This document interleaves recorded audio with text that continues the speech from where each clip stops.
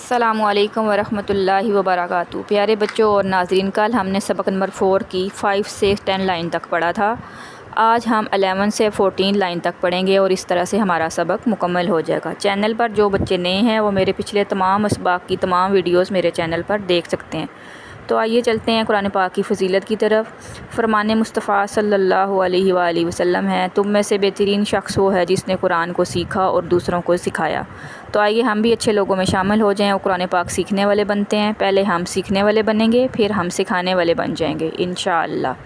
تو آئیے بڑھتے ہیں درود پاک کی فضیلت کی طرف۔ فرمان مصطفیٰ صلی اللہ علیہ وآلہ وسلم ہے، جب تم رسولوں پر درود بھیجو تو مجھ پر بھی درود پڑھو، بے شک میں تمام جہانوں کے رب کا رسول ہوں۔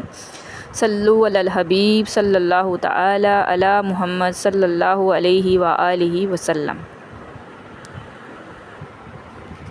تو آئیے چلتے ہیں اپنے سبق کی طرف۔ اعوذ باللہ من الشیطان الرجیم، بسم اللہ الرحمن الرحیم۔ اب ہم سبق نمبر 4 کی 11 لائن سے سٹارٹ کریں گے۔ کل بھی میں نے آپ کو رواں اور ہجے میں فرق کرنا بتایا تھا، امید ہے آپ سب کو سمجھ آ گئی ہوگی۔ 11 نمبر لائن سٹارٹ کرتے ہیں۔ وا وی وو، فا فی فو۔ اسی طرح واؤ کا مخرج آپ نے ساتھ دہرا لینا ہے۔ واؤ دونوں ہونٹوں کی گولائی سے ادا ہوتا ہے۔ اور ایک اور چیز ذہن میں بٹھا لیں کہ جب واؤ کی ادائیگی ہوگی تب بھی ہونٹ گول ہو جاتے ہیں، اور جب پیش کی ادائیگی کرتے ہیں تو تب بھی ہونٹ گول ہو جاتے ہیں۔ یعنی پیش ادا کرتے ہوئے کسی بھی لفظ پہ حرف پہ پیش آئے گا تو ہم ہونٹ گول کرتے ہیں۔ پھر اس طرح فا کا مخرج یاد کر لیں آپ ساتھ میرے، اوپر کے دانتوں کے کنارے اور نچلے ہونٹ کے تر حصے سے ادا ہوتا ہے۔ یعنی فا کی ادائیگی میں کیا ہوگا، اوپر کے دانتوں کے کنارے اور نچلے ہونٹ کے تر حصے سے جب جا کے لگیں گے دانت تو ہمارے سے فا کی ادائیگی ہوگی۔ تو آپ نے یہ مخرج اس طرح سے یاد کر لینا ہے تاکہ آپ کو سمجھنے میں آسانی ہو جائے۔ نیکسٹ لائن پڑھتے ہیں 12 لائن۔ لا لی لو، نا نی نو۔ اب اسی طرح لام کا مخرج آپ نے یاد کرنا ہے، یعنی لام کا مخرج کیا تھا، زبان کا کنارہ اور دہک سے ثنایا تک مسوڑوں سے ادا ہوتا ہے۔ اس طرح نون کا مخرج بھی ساتھ یاد کر لیں، زبان کا کنارہ اور ناف سے ثنایا تک دانتوں کی جڑوں سے ادا ہوتا ہے۔ جب تک مخرج یاد نہیں ہوں گی آپ کو مدنی قاعدہ سمجھنا اور پڑھنا مشکل لگے گا۔ اس طرح نیکسٹ لائن ہم پڑھ لیتے ہیں 13 نمبر۔ را ری رو۔ اب را پہ زبر یا پیش ہو تو ہم نے یہ رول بھی پیچھے پڑھا تھا کہ را پر زبر یا پیش آ جائے تو را کو پر پڑھا جائے گا، اور را کے نیچے زیر ہوگی تو را کو باریک پڑھا جائے گا۔ را ری رو۔ اب اس کی آواز میں بھی فرق پتہ ہونا چاہیے کہ جب پر پڑھا جاتا ہے تو اس کی آواز کیسی ہوگی اور باریک میں آواز کیسے آئے گی۔ اس طرح جیم کی آواز کیسے آئے گی، جا جی جو۔ بعض لوگ جیم کو چا پڑھ دیتے ہیں، چا چی چو، یہ غلط ہو جائے گا۔ تو ہم نے کیا پڑھنا ہے، جا جی جو، یعنی جیم کی صحیح آواز نکلتے عربی میں چے نہیں ہے، عربی میں صرف جیم ہی ہے، اور جیم کی آواز آپ نے صحیح اچھی طرح سے اس کی ادائیگی کرنی ہے، جا جی جو۔ اسی طرح جیم کا مخرج کیا تھا، زبان کے درمیان اور تالو کے درمیان سے ادا ہوتا ہے۔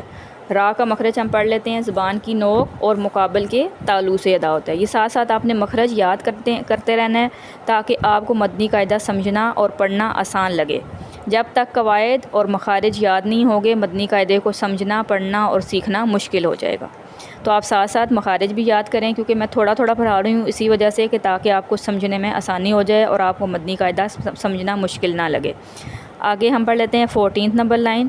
شا شی شو، یا یی یو۔ دونوں کا مخرج بھی یاد کر لینا ہے۔ شین کا مخرج کیا ہے، جیم شین، اور یا کا مخرج سیم ہے۔ یہ کون سے حروف ہو گئے، حروف شجریہ۔ ان کا نام القاب کیا بتایا میں نے آپ کو، ان کا نام کیا ہے، حروف شجریہ۔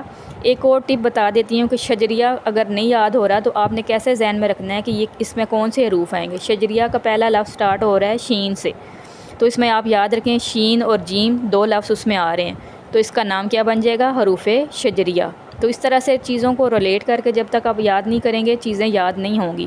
یہ چھوٹی چھوٹی ٹپس ہیں جو آپ کو اپنے ذہن میں رکھنی ہوتی ہیں کہ کس طرح سے چیزوں کو ریلیٹ کر کے پڑھا جائے، کس طرح سے مخارج یاد کیے جائیں۔ تو آپ کو اپنے طور پہ خود سے کچھ ٹپس بنا لینی ہیں، کچھ میں ٹپس آپ کو دے رہی ہوں جس سے آپ کو سمجھنا آسان ہو جائے گا انشاءاللہ۔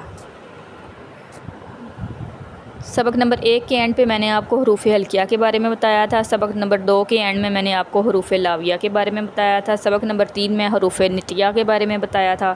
آج سبق نمبر 4 کا اینڈ ہے، تو میں نے آپ کو کس چیز کے بارے میں بتایا؟ حروف شجریہ کے بارے میں۔ یہ آپ نے حروف شجریہ یاد کر لینے ہیں، کیونکہ 3 حروف آ رہے ہیں، کسی میں الگ الگ سے بھی آ رہے ہیں، تو جن میں الگ ہوں گے ان کا مخرج ہم الگ سے یاد کر لیں گے، لیکن جو گروپ بنا ہوا ہے جیم، شین اور یا، یہ حروف شجریہ ہیں، ان کا نام بھی آپ نے یاد کر لینا ہے اور ان کا مخرج بھی یاد کر لینا ہے، تاکہ آپ کو کوئی چیز مشکل نہ لگے۔ جب تک مخرج یاد نہیں ہوں گے ادائیگی کرنے میں مشکل ہوگی۔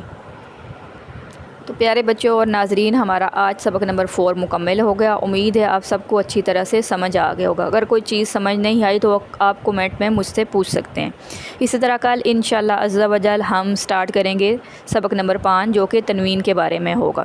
ویڈیو اچھی لگے تو لائک اور شیئر ضرور کریں۔ اگر ویڈیو بنانے میں کوئی کمی یا غلطی ہو گئی ہے تو کمنٹ میں ضرور بتائیں۔ آپ کے بتانے سے میری بھی اصلاح ہو جائے گی اور آپ کے لیے بھی صدقہ جاریہ ہوگا۔ اپنی دعاؤں میں یاد رکھیں۔ السلام علیکم ورحمۃ اللہ وبرکاتہ۔